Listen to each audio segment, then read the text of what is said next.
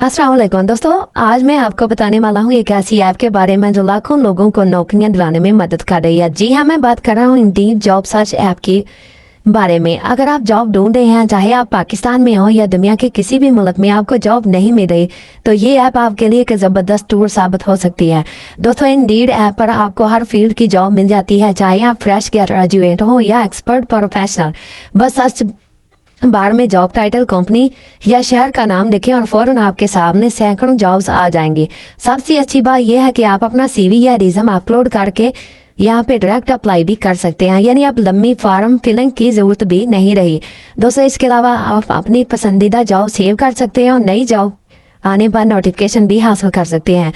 दोस्तों, यहाँ पे आप फुल टाइम, पार्ट टाइम या रिमोट वर्क भी चाहते हो तो हर चीज़ यहाँ पे मौजूद है। सबसे मजे की बात यह है कि ये ऐप बिल्कुल फ्री है और एंड्रॉइड और आईफोन दोनों पर दस्तियाब है। तो दोस्तों, अगर आप नई जॉब की तलाश में हैं तो अभी Indeed job search app download करें और अपने ख्वाबों को ताबीर दें।